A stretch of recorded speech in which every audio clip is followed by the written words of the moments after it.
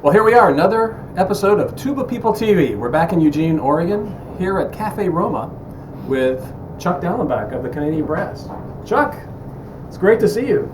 Just finally put this together. I Thank know, you so much. well, Thanks for your perseverance.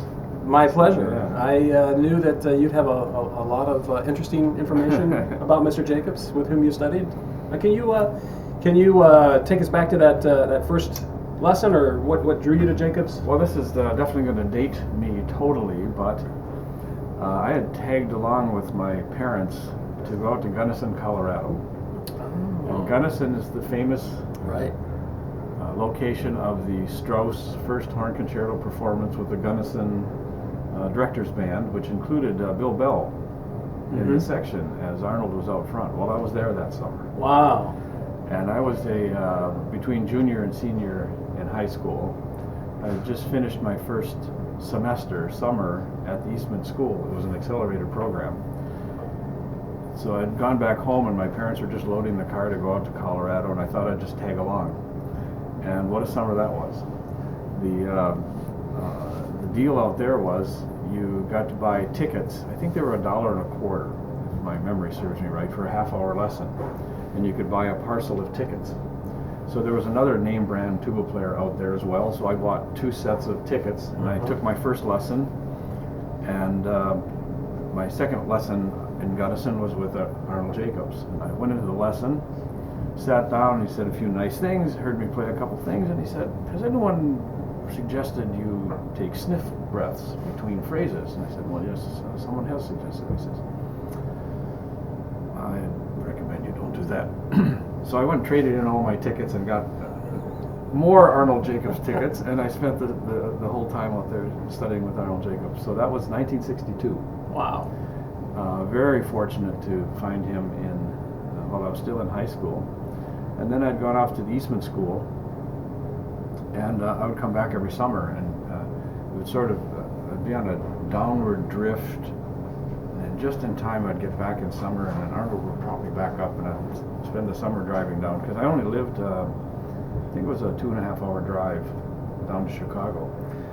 And it was always in summer, and it was always sweltering. It would be 120 degrees, and the news would be telling us how many people have passed away this weekend in the heat, and I'd be down there taking lessons. Of course, his house was not air conditioned. So I saw Arnold in almost nearly natural. He'd be in, it's an unfortunate term, but they're called the wife beater shirts. Oh, yeah. Right? Arnold Jacobs in a wife beater shirt. Not exactly the person you want to see, and but it was a little cooler that way. Yeah. And so that was the start. Well, that's great. That was down on South Normal. Yeah. Wow. So you came from the Milwaukee area. Yeah, I was raised in Wisconsin, so I was very nearby, and very fortunate. You can't imagine. I studied with a fellow at Eastman School who's well known, Donald Knaub. Yeah. And he's very tall, probably 6'3", playing bass trombone. So this is the fellow that probably never thought twice about breathing. Right.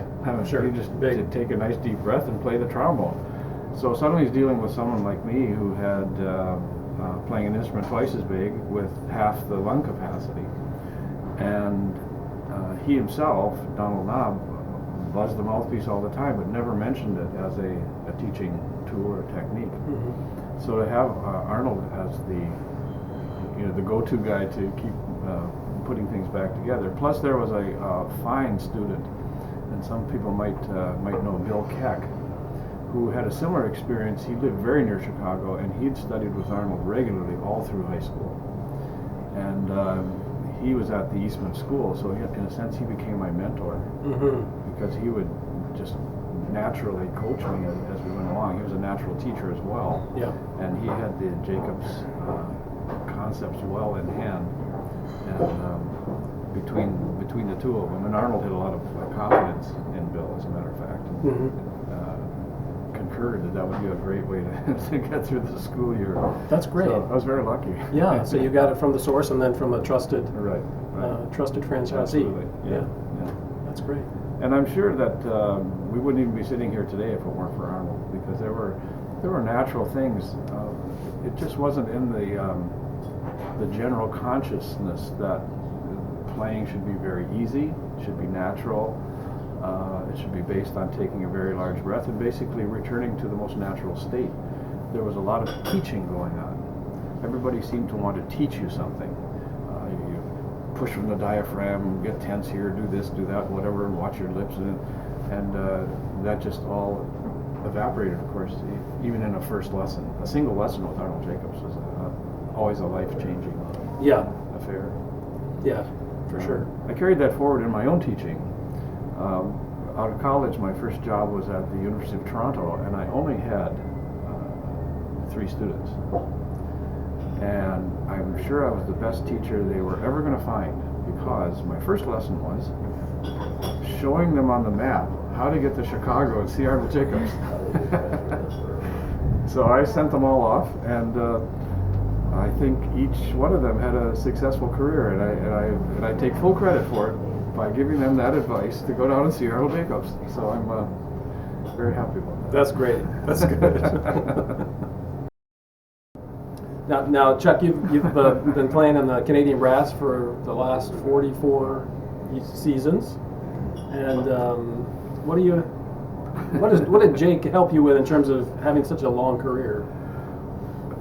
Essentially, Arnold Jacobs' approach to tuba playing was so relaxed and so efficient that you weren't up against some physical. It's not like you're a high jumper and each year you're feeling your muscles atrophy and it's just going downhill. Firstly, musically, his whole concept was take the air you need. So if you have a long phrase to make and you know you're going to have to breathe 2 or 3 times, it's your musical duty to figure out how to do that in a way that doesn't disrupt the flow. Yeah. So you're already into the concept of getting the air you need, using it up, take the next refreshing breath. So I would imagine if somebody could actually clock a piece of music that was played in the 70s by Canadian Brass, in the 80s and the 90s and 100s, perhaps I'm breathing more often. But I'm not really aware of that. All I know is that I simply take the air I need to get the result I need. Of course, yeah. So that kind of advice from a mentor early on, it just takes any sting out of the idea that you're going to have reduced. He did talk about the fact that as one ages, the breathing apparatus does close down, because it was very much on his mind. Yes. Breathing was an interesting concept for him because of his own well-documented limitation that he totally transcended. And there was an interesting moment. I mentioned to you that I sent all my students down to see Arnold Jacobs. In fact, the entire brass community in Toronto, my colleague Gene Watts, trombonist, had known Arnold Jacobs very well because Gene, had been in the Milwaukee Symphony. And a contingent of the brass players would go down whenever possible. Again, so that would have been in the middle 60s. So my colleague and I, that's where we first kind of met on an intellectual plane, is really comparing notes about our relationship to Arnold Jacobs and playing and so forth. And what we discovered very early on is that this attitude towards playing was not directly onto the technique of playing an instrument. It was somehow much more small s spiritual. It had something to do with your whole relationship to music, your relationship to colleagues, your relationship to the instrument. So sending our students down was a natural. We just talked about it, said you must have the same, we're so lucky to get down there and take this lesson. Yes. But there was a really fascinating moment. There was a very fine young horn player, student at the University of Toronto, and he was one of the ones we encouraged to go down there, and he was taking his lesson on the horn, and at one point he reached in his pocket and he took out an inhaler. He had an asthma condition, and Arnold looked at him and said, "What's that?" And this fellow's name was Darrell Caswell, and Darrell told him about the inhaler, and Arnold said, "Well, we don't have that here." It was approved in Canada 10 years ahead of the U.S. And Darrell made it possible for Arnold to get a hold of these inhalers, and Arnold at one point said it added 10 years to his playing career. Yeah, I remember him talking about that, how the advancement in medication really saved the latter part of his career, because he was about ready to retire. And it was a Canadian boy that brought that to him, just quite by accident, just reaching in and taking out his inhaler. Isn't that something? Yeah, you would never think of something like that, but yeah. They probably traded lessons for inhalers for all I know. But that really was a life-changing moment. Wow, yeah. That's really spectacular. Yeah. You know, we were off camera. We were talking about how one time in 1990 I called Mr. Jacobs just to check up on him, see how he's doing, and start working on getting another lesson arranged. And he was in such a good mood. He was so happy. And I said, Mr. Jacobs, what's making you so happy? He said, well, Chuck and the boys came to see me and got a group lesson, and I've wanted to share that with you ever since then. That's so sweet. And hoping that I'd have the opportunity to do so. But what was that? What was that group lesson? What went on in there? Well, because Gene and I had such a close relationship with Arnold, from our point of view, close, and over such a long period of time, we had always encouraged our colleagues to do the same. And I know that Fred Mills had gone down quite often for lessons over the years.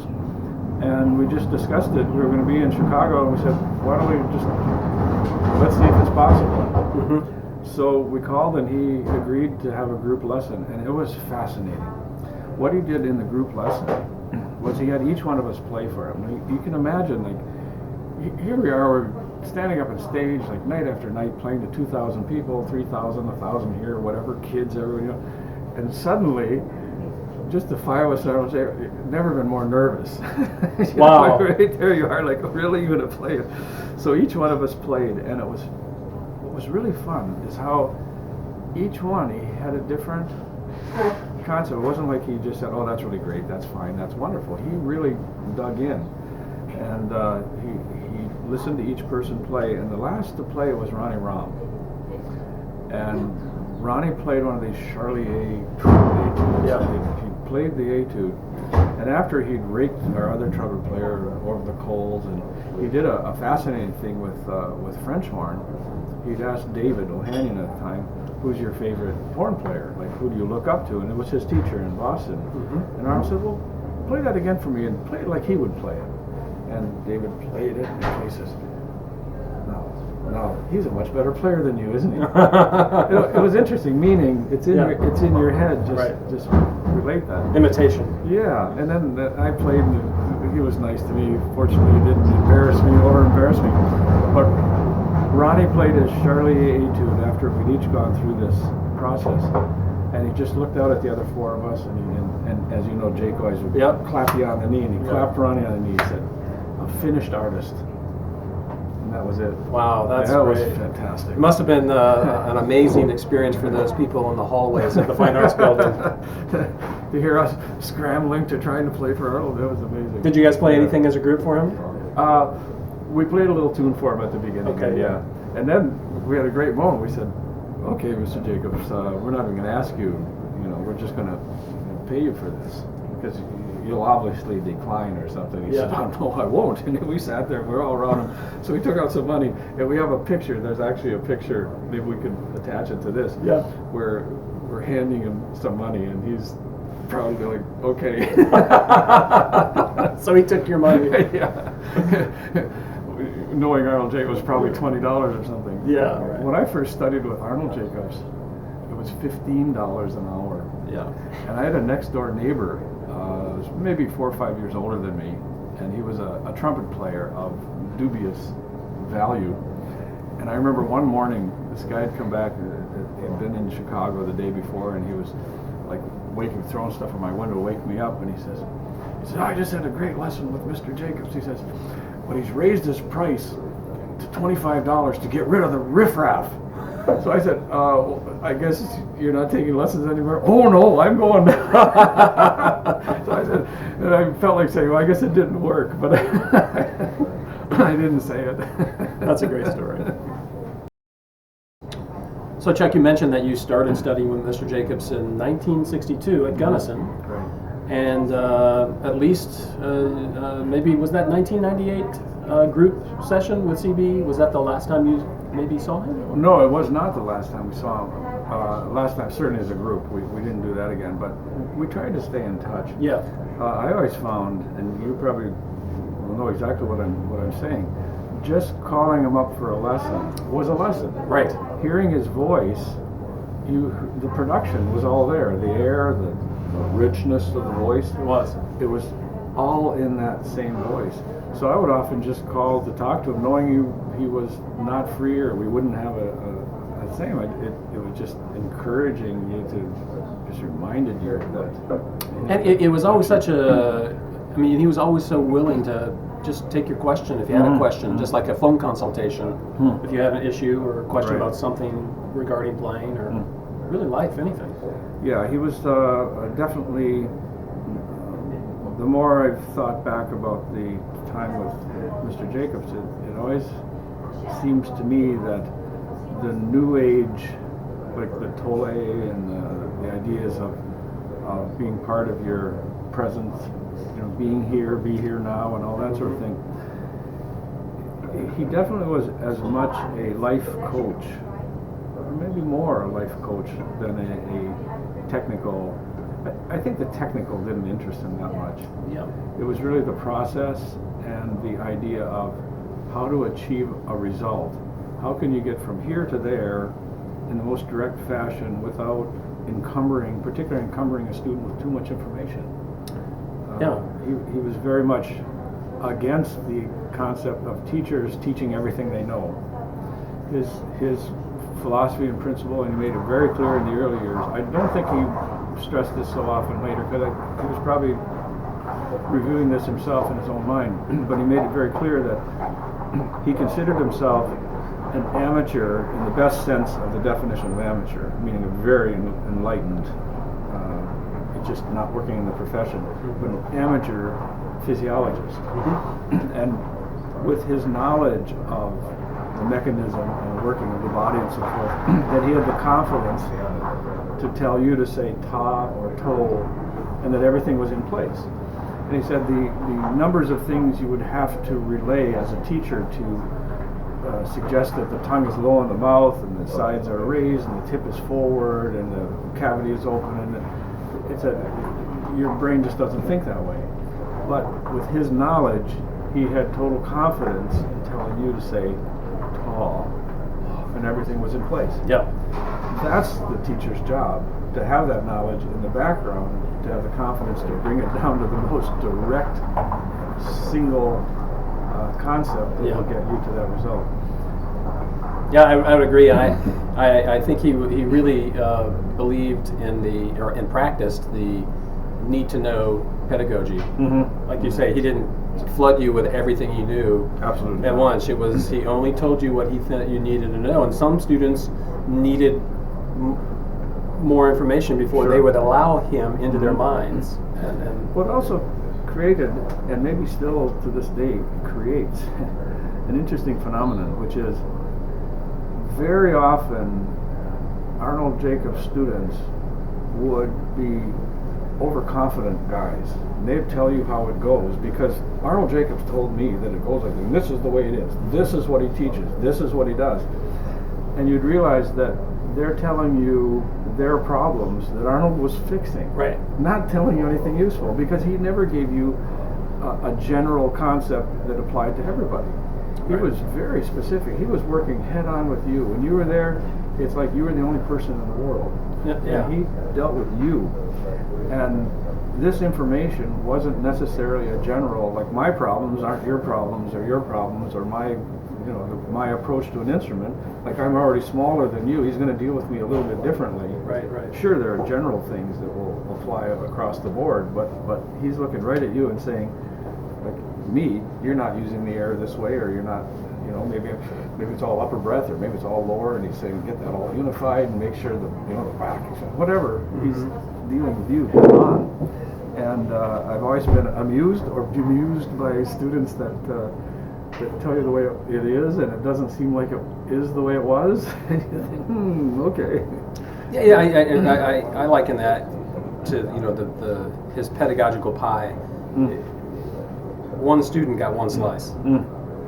But yet there's so many more slices of that pie, and that's one of the interesting things about this project is trying to get as many slices of that pie out there. When I was in my early years, probably in college by that point, I think Roger Bobo had come through town, and again it was a situation of a very fine artist coming in to meet Mr. Jacobs, play for and with him.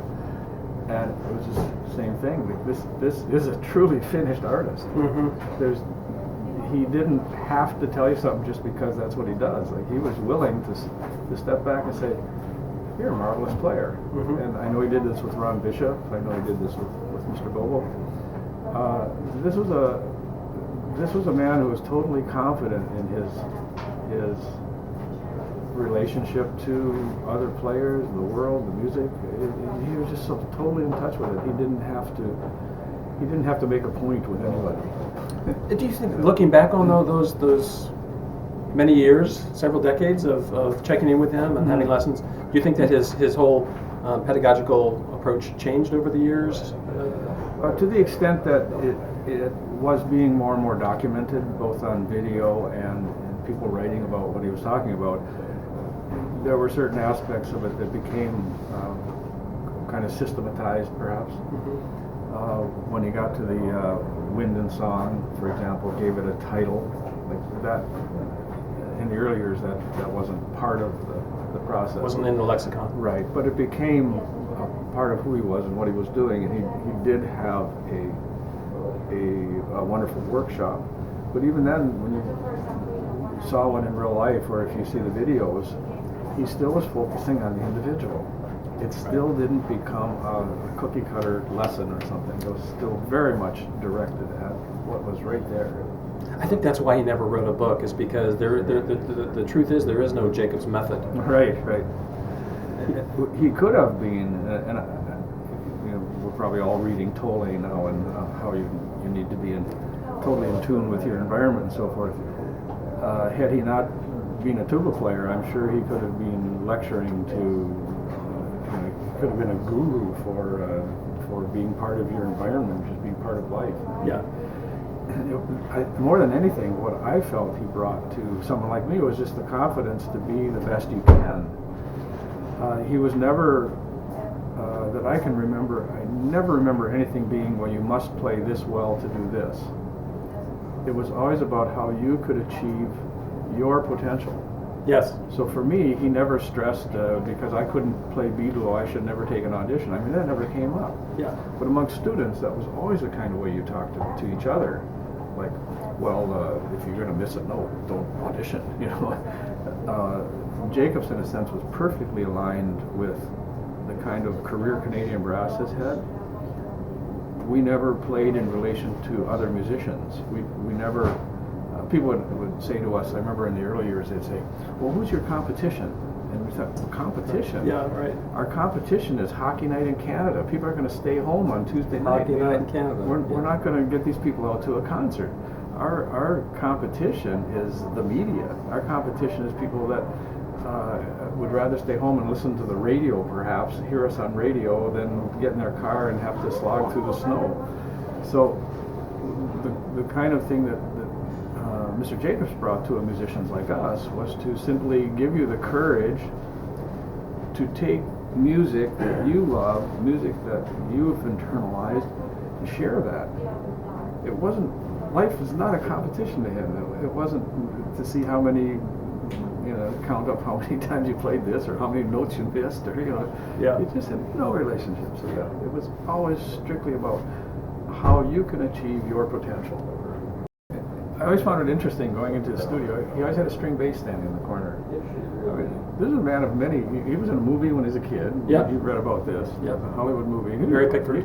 He was a good-looking guy. He was. Take a look at him with curly, wavy hair, and I understand that he was quite a pool shark. I mean, he sort of was, a little area. He was sort of, he kind of played life like that. It was always to get the maximum benefit out of the situation. I always remember watching that movie, Minnesota Fats. Jackie Gleason. Yeah, He had that sort of same confidence, that same perfect guy to be in Chicago at that era. I mean, he was part of the environment. It was a fantastic time. I remember, Chuck. Sometimes I'll use one of your products as a resource. You have this DVD out, the Canadian Brass Masterclass, and you're in the church and trying to get the students to take a breath. Maybe you can tell me about how you came up with that. Okay, so what we're going to need to do here is get a really deep breath. Nothing happens until the air makes it happen. We need a full breath where you expand front to here, side to side, top to bottom. Okay? So what I want you to do, put your horn down. We're going to be here, and I want you to run as fast as you can, right around there, and you come back. As soon as you're back, we'll talk to you. Okay, run. Okay. Now, while he's gone, what's going to happen is he's going to get really tired. He's going to be puffing when he gets here. Okay. No, don't trip. Okay. Okay. Great. Okay, stop. Okay, now, are you huffing and puffing a little bit? No. No? You have to do it again then. Okay. We want him to be really puffing when he gets back, because he'll be breathing perfectly. So you put your horn down. We'll observe him when he gets back. Okay. Now let's take a look at this. Oh, he looks a little more tired now. Okay, stop here. Okay, you huffing and puffing yet? A little. A little? Once more. I am. Oh, no, once more. This is good. We need once more. Okay, we want him to get really puffing. You ever see it like when a dog pants? Good. Okay. This is going to be a great breath.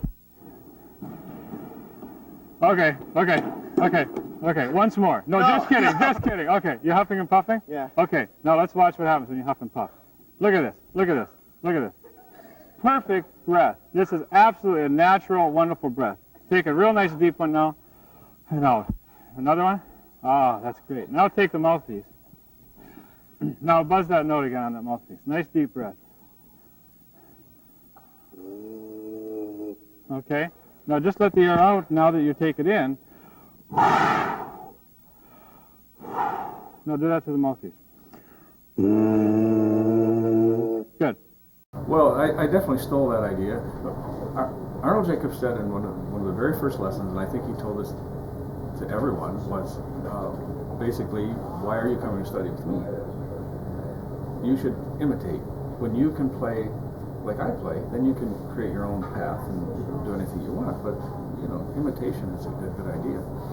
And one of his very strong concepts was to carry your mouthpiece around while you're walking around. He says, Puddles. Exactly. See, Puddles is learned. Not even to practice the mouthpiece. Carry it around and play songs. Anything that comes into your head, just play it, because there's no technique involved in it. Just play it. When you're walking, you can't tighten up your leg muscles and things that have nothing to do with playing, which you can do when you're sitting. So as soon as you're walking, these muscles have to be loose enough to allow you to walk. So I stole that concept, of course, immediately, and realized that, well, if you're walking, and particularly to get a kid running and having to still buzz the mouthpiece, you can't possibly be tight. And there's so many muscles we can put to work that have nothing to do with the playing process. And often it's even taught. Too many band directors back in the day used to get the kids to just tighten up. This idea was to have this very, very tight stomach muscle. And Mr. Jacobs would tell you right away, this is like isometric. If you tighten up here, you're going to have to close off somewhere, because the flow rate is so strong on a tuba that your air would be gone in less than a second. You're out of air. How are you going to play a long phrase? You're going to close off to compensate for that push. So here you have bands all over North America with kids tight pushing out these notes. So his idea was to go the opposite direction. And as far as the idea of playing, like longevity with playing, and he gave us all courage to play, hopefully into our hundreds. We'll see.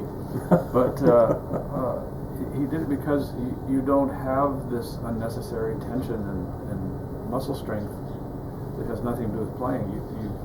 somehow gotten past that, because he tells you this is not part of the playing process. Yeah. And I know the mouthpiece, if there's one concept that you would pick out that maybe overarching everything else, is the idea for kids to carry their mouthpiece around and standing at a bus stop, just play songs and just keep that handy, because you're in your most natural, relaxed state. You're not bringing a lot of external. It's a funny thing that we do to kids, which is the first time they pick up an instrument, they have to be concerned about holding it properly, hand position being proper, approaching the instrument in a normal manner, and you're looking at a piece of paper with a note on it, and you're supposed to interpret that into some musical design. I mean, this is what Suzuki totally bypassed that. This is what the Venezuela, the whole El Sistema, they're getting past this by saying, no, make it a natural function, make it something absolutely natural. That was not something that was in our environment back then. And yet it was with Jake.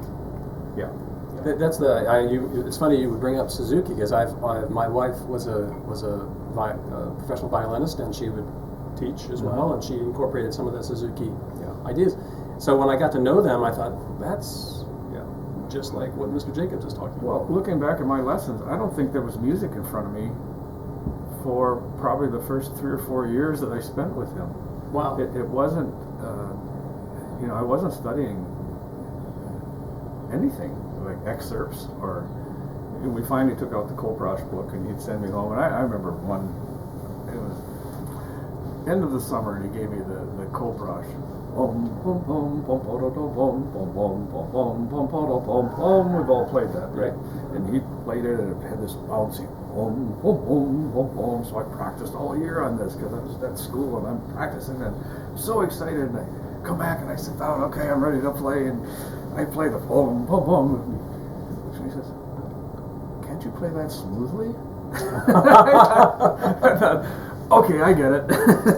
Yeah, it was just, the idea was not to get locked. You don't get locked into something with him. It never had that, it never had a stringent, it has to be this. Does it have the flexibility to be more than that? Can it be this, and can it be that? And not to get locked into. And this is something that, again, it transcends playing a music instrument. It's life, it's everything. Do you have to live there, or can you run your relationships this way, and can you deal with your bosses this way? I mean, it transcends everything. He absolutely could have been a small S spiritualist, giving lectures to massive audiences of IBM employees. I mean, it just absolutely went way beyond the instrument, but realizing it through music and realizing it through the instrument. It's a fascinating study. I mean, it was a rite of passage for every musician of any ilk. I mean, I know some of his favorite students were bassoonists and flute players and so forth.